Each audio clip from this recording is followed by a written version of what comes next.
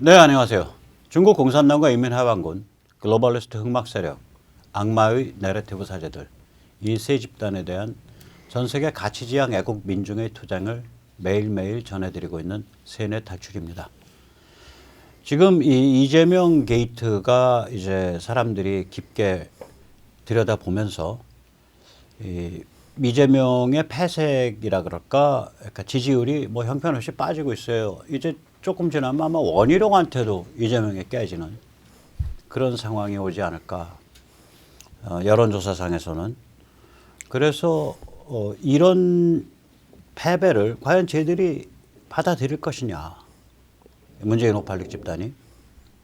또 이상한 흉악한 집단이 등장해서 작동해서 황당한 일이 벌어지지 않을 것이냐. 오늘은 그런 그 걱정을 같이 해보는 시간을 가지도록 하겠습니다. 한마디로 말씀드리면 초대형 북풍을 저희들은 불러일으키려고 지금 발악을 하고 있다. 초대형 북풍입니다. 북풍. 북한을 이용한 또 중국과의 관계를 이용한 그런 여론몰이, 뒤집기 이걸 기획 중인 것 아닌가. 오늘 그 사정을 짚어보도록 하겠습니다. 먼저 세뇌 탈출 자율구독료 부탁 말씀 올립니다. 신한은행 140-012-108493 주 백모 프로덕션입니다. 참으로 어려울 때인데도 꾸준히 도와주셔서 백모 세뇌 탈출 뚜벅뚜벅 진행할 수 있습니다. 이왕 말씀 나온 김에 중국은 괴물이다. 이 책 안내 말씀 올립니다. 중국 공산당이 미국을 얼마나 구멍숭숭 침투해서 장악하고 있는지 그 사정을 낱낱이 보여주고 있습니다. 이 책을 한 번씩들 읽으시면서 과연 한국은 이 중국의 마술을 어떻게 떨쳐낼 수 있을 것인지 그 고민을 함께하는 그런 시간을 가졌으면 좋겠습니다. 네, 오늘은 아까 말씀드린 대로 저희들이 이제 그 지금 여론조사상에서 어마무시하게 밀리기 시작했는데 앞으로 점점 더 밀릴 겁니다. 그러면 저희들이 순순하게 패배를 받아들일 거냐, 아니면 다른 어떤 기도를 하지 않겠냐, 그 이야기를 경기대학교 조성환 교수님 모시고 같이 나눠보도록 하겠습니다. 안녕하세요. 네, 안녕하세요. 지금 판세가 많이 우리 쪽으로 유리해지고 있죠? 예, 저기 뭐 여러 가지 이제 조사 방법에 따라서 다르기도 하고, 근데 조선일보에 따르면은 한 10%, 11%, 거의 12% 차이 나는 걸로 해서 윤석열, 이재명, 그다음에 이제 홍준표, 이재명의 경우에는 한 6.7%, 유승민, 이재명이 이제 24.3대 지죠. 원희룡은 지긴 한데 유승민이보다는 더 높아졌습니다. 근데 이제 폭은 커져요. 폭은 커지고. 예, 예. 그래서 윤석열과 이재명을 붙여보면 43.4 대 32.5. 그 다음에 홍준표와 이재명을 붙여보면 31.6 대 30.9. 뭐 비슷비슷하게 나오고, 유승민과 이재명을 붙여보면 24.3 대 30.6. 원희룡과 이재명을 붙이면은 26 대 33 이렇게 나온단 말이죠. 예. 그러니까 이게 이 네 명의 주자 중에 누가 나가도 대충 싸우면 되고, 특히 윤석열이 나가면은 거의 10%, 11% 포인트 이상 차이 난다. 뭐 11% 포인트 차이 난다 이렇게 되거든요. 예, 예. 그런데 이게 앞으로 이게 좁혀질 것 같아요? 아니면 더 벌어질 것 같아요? 5개월이나 남았어요. 더 벌어질 가능성이 좀 있죠. 일단 뭐 네네. 다른 아주 상상을 불허한 어떤 큰 변수가 생기지 않는 한. 네네. 근데 이제 문제는 이제 지금 현재 이것도 중요하지만 야권 후보 총합하고 그다음에 네. 여권의 이제 이재명 대표 선수와 뭐 친여라고 지금 이제 우리가 여기에 되는 심상정을 포함할 때 이 두 진영 간의 대결은 지지율은 또 심각하게 지금 사실 격차가 벌어지고 있습니다. 네, 꾸준히. 예, 그렇죠. 지금 예. 보시다시피 이 심상정을 포함해도 31.2%밖에 안 돼요, 지금. 그렇죠. 심상정을 포함해도. 그런데 이제 야권 쪽을 보면 예. 국힘 쪽 여러 후보들, 그러니까 뭐 윤석열, 홍준표, 유승민, 원희룡을 다 더해 보면 예, 예. 이미 56%나 나와요. 그렇죠. 그러니까 56대 31 이러면은 이제 득표율로 들어가면 저게 예, 예. 득표율로 들어가면 전체 분모가 80이 되니까 80분의 50이 돼서 예, 예. 저게 60한 4% 이렇게 나와요. 63, 4%. 그렇죠. 그렇죠. 그리고 저쪽은 이제 80분의 30이 돼서 40% 정도, 6대 4 정도로 한 20%포인트 득표율로 저걸 환산해 보면. 그런데 예. 저게 또 더 무서운 건 뭐냐면 응답 후 무선택이 아직도 10%포인트가 남아있다고요. 저 사람들이 그러니까 여론조사 응답을 쭉 하다가 마지막에 가서 무선택하는 사람들이거든요. 예, 예. 그러면 저 사람들은 야권 성향이라고 봐야지. 여권 성향, 저쪽 성향이면은 그냥 한 번 눌러서 그 저 사람들은 10번이라도 누르고 싶은 사람들이잖아요. 여권 성향은. 그렇죠. 예. 요란복잡하니까 예, 예. 답을 안 하는 거니까 그러면 저게 굉장히 지금 심각하다고요. 30대 66 정도 되니까 66 정도 나오면 예, 예. 뭐 7대 3 정도까지 가 있다는 얘기죠. 7대 3. 뭐 예, 그 득표로 계산하면. 그렇죠. 예. 그리고 뭐 득표로 계산하면 65대 35 정도 네, 이렇게 예. 보입니다. 그래서 그렇게 뭐 가 이미 있어서 게임 굉장히 끝났다라고 지금 심각한 보이는데 거예요. 그렇게 볼 수도 있는 부분도 있지만 예, 예. 또 뭐 변수도 있고 그다음에 이제 저쪽에 이재명 쪽이 회복할 가능성 어떻습니까? 저는 힘들다고 봅니다. 이재명 회복이 사실은 네, 이제 네. 그러니까 회복을 하기가 저게 어렵다 이게 왜 그러냐면 다른 여러 가지 이유보다도 그 팬덤이 저게 그러니까 착시 현상이에요. 이재명이 팬덤이 있는 것 같아도 팬덤 없습니다. 예, 이게 예. 더불어민주당 중진 뭐 엘모 의원이 이재명 쪽으로 가니까 주변에서 물었다는 거 아니에요. 아이고 의원님 왜 저기가 뭐 이재명 같은 그런 사람한테 가세요. 워낙 이제 거물 중진이니까. 그래서 중진하는 말이 이재명이가 그 팬덤이 있는 거는 유일해. 그 팬덤 있으면은 무서워. 그렇게 하면서 이재명한테 갔대요. 근데 저는 그걸 헛소리라고 봐요. 왜냐하면은 사실은 문재인 그 전에 비교를 네네. 한번 해봐야겠죠. 네네. 문재인 팬덤하고 한번 좀 다른 점을 말씀해 주세요. 그러니까 지금 그 뭐 우리서 문바라 그러고 뭐 달린 문바라 그러는데 2012년에 상당히 굉장히 그 내로 게임을 했잖아요. 아주 그 긴박하게 좁은 게임을 했죠. 좁은 게임을 했죠. 그래서 이제 말하자면 12년에 문재인 후보가 1,469만, 1,470만 얻었습니다. 네, 한 1,500만 표 가까이. 그러니까 돼요. 거의 네. 그거를 이제 깔고 그 다음에 굉장히 그 분패에 대해서 그 패배에 대해서 아주 눈물을 삼킨 그래서 그 팬덤이 아주 강하고 넓은 예. 상황이 됐죠. 이제 그 이재명에 비해서는 이제 이재명 팬덤은 사실은 착각이다. 다른 요소들 팬덤이 없어요 이재명이. 제가 이게 그 트위터나 이런 소셜 미디어 보면 오히려 이낙연 쪽이 그 이니연인가 그래요. 그렇죠. 예. 이니연이 예. 그런 그 해시태그 이니연이 쓰는 팬덤은 굉장히 많았었는데 이재명 팬덤은 의외로 없어요. 근데 이제 더 그 다음에 이 문재인 팬덤은 보면 2012년에 이미 1,400을 딱 굳히고 시작을 했단 말이죠. 그렇죠. 1,400만 표, 1,500만 표를. 그리고 이제 그 이후에 집권 내내도 팬덤이 유지될 수 있었던 이유 중에 하나가 안희정, 박원순 등 거물들이 있었어요. 저기 그렇죠. 지금 사진 보시면은 저기 2017년 바로 그 이제 당선, 저기 2017년에 그 저기 뭐야 그 민주당 후보로 경선되자마자 저는 그때 감옥에 있었는데 예. 그 안희정이가 달려들어서 뺨 붙잡고서 뽀뽀하는 화면이에요. 저게.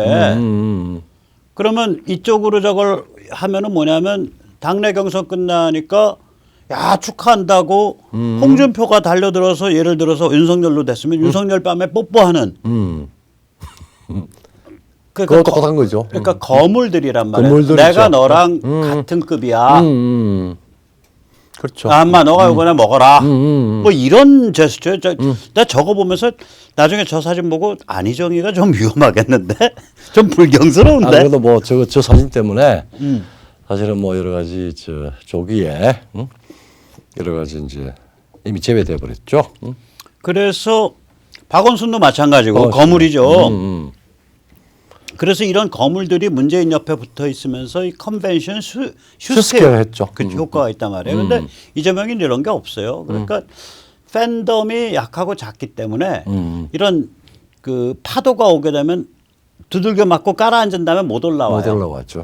제가 윤석열이가 지지율 한동안 빠지던 때 있었어. 조금. 예, 그 언제더라? 그러니까 한 2, 3개월 전에. 예. 그때 제가 저 사람 계속 안 빠져. 이유는 뭐냐? 600일 동안 쌓여져 있는 그 나가리가 있어. 그렇죠. 600일 동안 그렇죠. 국민들한테 만든 이미지가 있어. 그래서 어느 정도 빠지다가 다시 반등할 거야. 그런데 이재명 같은 경우에 저는 반등이 어렵다고 봅니다. 지금 계속 또 튀어나오니까. 그렇죠. 계속 이제 뭐 지금 뭐 다 잠그고 틀어막고 맞추고 뭐 그것도 뭐 참 괴물같이 부인하고 뭐 이런 일도 있었지만 그래서 이제 그 오늘 우리 백모 선생님이 좋은 말씀을 했죠. 한 그루는 숲이 아니다. 그렇죠. 한 그루의 나무는 숲이 아니에요. 예. 제가 이 통탄을 하는 게 제 신세가 좀 교만하게 말하면 그 평지에 혼자 서 있는 것 같은 느낌 들 때 있거든 가끔. 그 벼락 맞기 딱 맞죠. 벼락 많이 맞았잖아. 아니 그 더 맞지 이제. 한 그루의 나무는 숲이 아니에요. 그러니까 팬덤이 되려면 숲에서 딱 그 잘 이쁘게 자란 숲 나무에 숲이 있고 그 숲 중앙에 이쁘게 자란 나무가 제대로 자란 나무가 딱 있을 때 이제 그렇죠. 팬덤이 되는 건데 이재명은 팬덤 안 된다. 자, 그래서 힘들어요. 팬덤 약하고 또 여러 가지 치명적인 문제를 안고 있고 추락전 어디다가 뭐 어떤 사건에 의해서 아주 급전직하로 떨어질 수도 있고 아니면은 뭐 계속 그 지겨운 그 털어맞기 여기에 대해서 이제 차츰차츰 등을 돌릴 수도 있고 하여튼 추락이라고 하는 게 추락이죠. 눈에 보입니다. 자, 그러면 이제 윤석열은 또 이 와중에 굉장히 이제 그 스타일이 좀 능글맞아졌어. 제가 보기에는 그 전두환 발언에 대해서 말이죠. 그렇죠. 예. 이게 사과가 아닌 사과거든요. 왜냐면 상대방은 야 윤석열, 당신 말이야 역사 인식이 글러먹었어. 그렇죠. 무릎을 꿇고 반성을 해야 돼. 이렇게 이제 야단을 쳤단 말이에요. 국힘의원들까지 나서서 네, 국힘까지 나서서 윤석열은 이 발언을 보면 전두환 정부 아래서 피해를 당한 분들의 심정을 이해하지 못해서 송구스럽다. 송구스럽다 뭐. 유감입니다. 이렇게 얘기를 했다고. 그게 무슨 얘기냐면 역사인식이 잘못된 게 아니라 야 너 전두환 때 손해보고 고생했다며. 야 내가 네 속 긁어서 미안하다. 야 근데 어쩌라고. 그 얘기거든. 이게 어떻게 가만히 보면. 거기다가 그 발언한 날 하필이면 윤석열 페이스북에 저 걔한테 사과 주는 사진이 살짝 올라갔다 내려갔다는 거. 그래가지고 다 뒤집어졌다는 거. 사과는 걔나 먹어라. 걔나 먹어라. 하여튼 저 능글맞아진 거죠. 능글맞고 뭐 우리 왜 저기 저 어느 일부 지방의 반응이기도 하지만 뭐 묵기다 뭐 이런 네. 그런 게 있습니다. 그렇게 돼가는 거예요. 선수가 돼가는 거예요. 자, 근데 이제 이번 대선에 판돈이 워낙 크단 말이에요. 그래가지고 쟤들이 이게 순순히 물러날까 뭐 이런 생각을 저는 많이 합니다. 그래서 밤에 사실 잠을 잘 못 자요. 그래서 뭐 네, 좀 걱정이 돼서. 이번 대선에 걸린 판돈 간단히 한번 좀 정리를 해 주시죠. 사실은 뭐 대한민국이 망하지 않느냐, 망국으로 간다, 뭐 아니면 뭐 중국 속방으로 간다라고 하는 그런 위기의식이 있고 또 북도 만만찮아요. 일부터 심한데 예? 자유조선 이게 이 김가 통치가 핵과 함께 그냥 사라지고 자유조선이 등장할 수 있는 가능성이 굉장히 사실은 지정학적 게임으로 보면은 농후하다. 네, 그러니까 앞으로 5년 안에 제가 보기엔 북에서 자유조선이 등장하든 네. 혹은 북은 중국의 직영식민지, 남은 중국의 반식민지. 그렇죠. 네. 그래서 이 한반도 전체가 중국의 속방이 되든 앞으로 5년 안에 그 일 벌어져요. 그렇죠. 그러니까 이게 판돈이 어마무시하게 큰 판돈이야. 세계사적 판돈이에요. 그렇죠. 세계사를 흔들죠. 예. 근데 이게 또 미국의 정치 내전이랑 이렇게 연결돼 있잖아요. 연동 이렇게 같은 시기에 펼쳐진다고요. 정치 내전의 한 서너 가지 점을 좀 정리를. 우선 뭐 미중 전쟁을 하는데 트럼프보다는 분명하지 않지만 계속 지속될 수밖에 없어요. 중국을 옥죄고 제압하고 하는 미국의 입장. 그다음에 또 미국 내에서 중국에서 이 중국을 좀 섬겨야 되고 좀 봐줘야 되고 뭐 이런 쪽이 지금 막 교직을 하고 있습니다. 미국 자체가. 네, 미중 전쟁에 대한 노선을 둘러싸고 미국 안에 정치 내전이 있고. 있다. 그다음에 이제 모든 문제는 흑인 남자야라고 하는 비판적인 정의론. 그다음에 이제 CO2가 인류를 종말로 이끌 수 있다. 뭐 여러 가지 기후 변화 이데올로기가 나오고. 그다음에 뭐 젠더 평등 이래 가지고 지금까지 뭐 가족 뭐 이런 기초적인 이 사회 조직 이거 다 흔들어 버리는 그런 악마인 내러티브가 횡행하고 있습니다. 그러니까 지금 미국의 정치 내전이 저런 무슨 젠더 평등이나 기후 변화, 썰레빨이나 비판적 인종 이론 같은 그런 이데올로기랑 별개가 아니라 예, 예. 이런 걸 내세워서 바이든 민주당 쪽이 집권을 집권했죠. 하고 있고 정치를 운영하고 있기 때문에 현실 정당 정치의 투쟁이 저런 그 잘못 철학적인 예. 또 가치 판단적인 가치관, 세계관에 관계된 그런 전쟁이 되어 있다고요. 그렇죠. 예. 예, 그래서 이제 저게 세 번째로 이어지는 거죠. 그렇죠. 그런데 이제 여기에 대해서 기본적으로 저기 글로벌리스트와 중국 뭐 굉장히 타락한 이런 악마의 내러티브, 그다음에 그게 지식인들, 거기에 대해서 현대 문명의 핵심 가치를 미국의 핵심 가치로 삼고 미국의 예외주의를 계속 부활하고 강고히 만들자라고 하는 굉장히 현존하는 큰 세력이 지금 불쑥불쑥 자라고 있죠. 예, 그러니까 이게 미국의 정치 내전이 그냥 정파 간의 권력을 둘러싼 싸움이 아니고 가치관, 세계관, 그 다음에 세계 운영 전략, 예. 미중 전쟁 이런 걸 둘러싼 싸움이어갖고 예.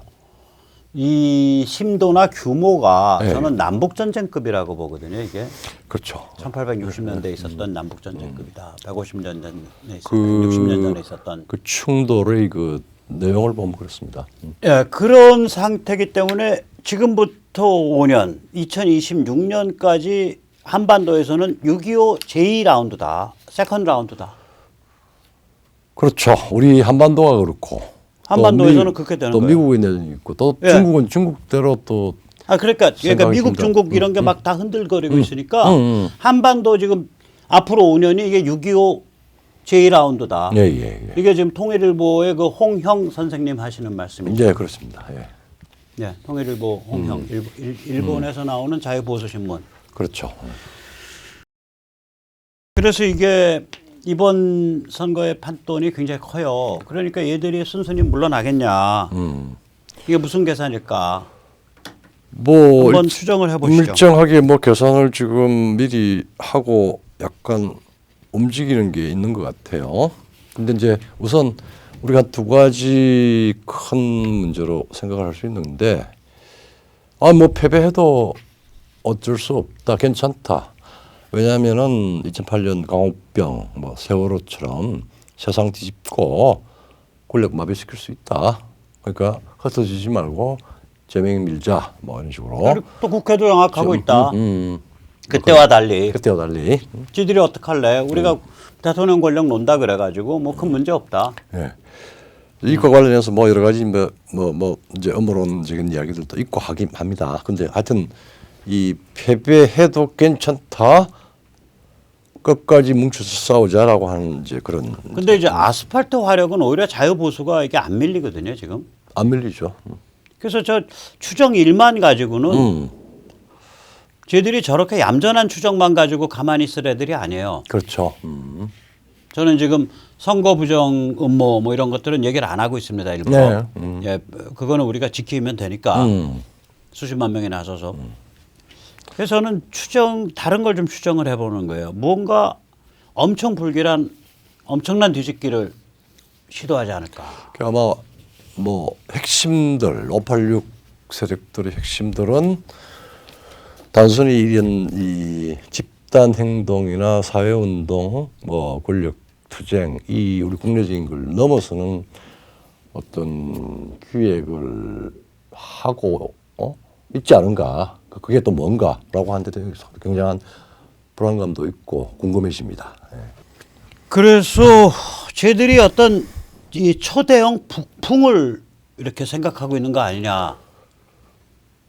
저는 그렇게 보고 있거든요. 그렇죠. 예. 그래서 이게 말하자면은 이게 지금 최근에 이제 이 종전선언 평화협정 체결 미 의회에 우리 지금 언론에서는 별로 그렇게 얘기는 안 됐지만 네. 미 의회의 법안이 이제 지금 제출되고 있습니다. 네, 북한 내지 문재인 정부랑 아주 직결돼 있는 좀 색깔이 굉장히 진한 그 재미교포들의 움직임과 결합해서 그렇죠. 미국 하원 의원 한 14명의 민주당의 정신없는 14명이 한반도 평화법, 그러니까 평화협정 추진한다는 법이에요. 예. 그거를 지금 꿈틀거리고 있거든요. 예. 만지작거리고 장난하고 있단 말이죠. 그래서 얘들의 그 레시피가 의외로 그러니까 중국을 내세워서 예. 중국이 주도가 돼서 북한에서 김가 체제 종식시키고 이미 김가 체제 거의 지금 이제 그 말하자면은 실체성이 많이 약화돼 있잖아요. 약화됐다. 그 다음에 종전선언 평화협정 하고 예. 그 다음에 김가 체제 종식시킨 자리에 중국의 북한 직영 체제. 그렇죠. 예. 이거 조금 이따 다시 설명드리겠지만 이렇게 그림을 짜놓고 비핵화 가겠습니다. 평화협정 갑니다. 이렇게 확 뒤집어 버리면 이 북풍은 어마무시한 북풍이 돼. 예. 그리고 드디어 우리 586과 문재인 정부가 말한 한반도 평화, 한반도 운전자론의 시대가 구현됐습니다. 이제 그렇죠. 우리 이재명 후보를 다음 대통령으로 뽑아서 이러한 민족 평화의 대번영의 시대를 더욱더 힘차게 열어주십시다. 나가십시다. 제가 잘하시네. 이재명 캠프에서 저보고 찬조 연설 부르게 찬조 생겼어. 연설원으로. 나 참. 예. 이거가 무시무시한 거예요. 이게. 사실은 뭐 우리 남쪽 북쪽은 여러 가지 하지만 중국은 그렇게 이제 되면은 작용 이 문제가 이를 따로 떼어놓고 굉장히 심각하게 생각해야 될 문제고. 네. 이래야 돼. 이게 만약에 지금 혹시 저들이 그런 업무를 꾸미고 있다 그러면은 북한을 중국한테 바로 내주면서 직영하라. 네, 지금 김간에 빌지 말고 김간 빌지 말고 바로 내주는 게 아니지. 자기가 안 갖고 있으니까 내주는 건 아니고 중국 옆구리 찔러가면서 그냥 저 김간에 이미 다 저기 뭐야 그 실체성 없어졌으니까 이제 내놓고 비김 그 체제 하나 만들고 딱 중국이 직영하세요. 깊게 관계해서. 뭐 우리는 이미 평화협정 간다 그러고 비핵화 한다 중국은 그러고 큰 산 밑에 작은 산이고 중국만 합류한다고 그랬으니까 뭐 이재명이 우리가 섬기겠습니다. 뭐 그런 거죠. 이제 그런 프로그램으로 중국을 움직이려고 하고 또 미국을 움직이려고 하고 이거 있는 거 아니야. 이게 이제 말하자면은 미 의회에서 세계 정치 센터 중에 네. 미 의회에서 종전선언과 평화협정 법안을 제출을 했다. 그리고 지금 며칠 전에 저 CIA DNI DNI 국장, CIA 국장 다 왔죠. 다 와가지고 움직이고 그리고 이제 그 바로 직후에 이제 한미일 간에 말하자면 갑자기 평화협정에 대한 종전선언과 평화협정에 대한 뭐 의견을 조율을 하고 조율하겠다고 이제 문재인이 발표를 하고 미국 쪽에서는 얘들 무슨 이거 황당한 소리야 하고 와갖고 뚫레 들여다보고 그것도 성김이 왔습니다. 성김 왔을 때도 미국 지금 반응은 뭐예요? 성급한 소리 하지 말아지. 그러니까 결론은 성급한 소리 하지 못한데 동맹 간의 의견들은 들어보는 거는 중요해. 이러면서 관심을 한미 간에 입장 차이가 있어라고 얘기를 하고 있죠. 그렇죠. 조심스럽게. 예. 저게 이제 목표가 뭐냐면 북한은 중국의 직영식 민지 만들고 남한은 중국의 반식 민지 만들자는 소리거든. 저게. 뭐 노골적으로 그런 이야기는 안 했지만 결국은 그 결과를 곁으로 보고 있는 거죠. 이게 제가 이거 김일성 혈통을 좀 찬양하는 소리 비슷한 소리 좀 하게 생겼어요. 이게 북한이 중국의 직영체제가 된다 그래? 그럼 지금은 직영체제가 아니었어? 근데 왜 직영체제가 되는 거야? 이런 질문이 가능하잖아요. 가능하죠. 예. 그걸 좀 설명을 해 주시죠. 이게 그전에 사실 그전에 이제 주체부터 시작을 해서 사실은 북한은 그 중소분쟁을 틈타가지고 중국에 대해서 또 구소련에 대해서 굉장히 그 삥뜯기를 했습니다. 상대적으로 잘 서로를 이용해서 뭐 그런 건 전통도 있었고 그 다음에 김과 체제는 그 중국에 대해서 일단 그 권력 체제 자체는 굉장히 독립성을 유지를 해야 되고 그 다음에 중국의 개입이라고 하는 부분에 대해서는 굉장히 특히 권력 개입에 대해서는 아주 왜냐하면은 자칫 중국이 입김을 불면은 위험해질 수도 있고 그랬는데 이제 김정일까지는 크게 그 문제가 안 됐는데 지금은 상당히 큰 문제가 될 수 있죠. 예, 그러니까 이게 굉장히 민감한 얘기거든요. 예. 이제 자 보세요. 문재인 586 쪽은 중국에 대해서 주인님, 저 찌질한 김가 체제 공식적으로 날려버리시고 직접 그냥 바로 주인님을 바로 섬길 수 있는 그런 새로운 체제를 북에 들여놓으시고 그 체제 움직이셔서 바로 비핵화 들어가시고 평화협정 하시면서 그렇게 가십시오. 그러면 저희는 남쪽을 중국을 섬기는 반식민지로 끌고 가겠습니다. 이게 문재인 586이 중국에 보내고 있는 시그널이에요. 시그널하고 행동도 많이 그렇게 행동도 움직였죠. 예. 그 행동이든 뭐 말이든. 네, 말이든. 그런데 중국 입장에서 이제 보면 네. 이게 저는 이걸 보면서 1931년 그 만주사변 생각이 나는 거예요. 그렇죠.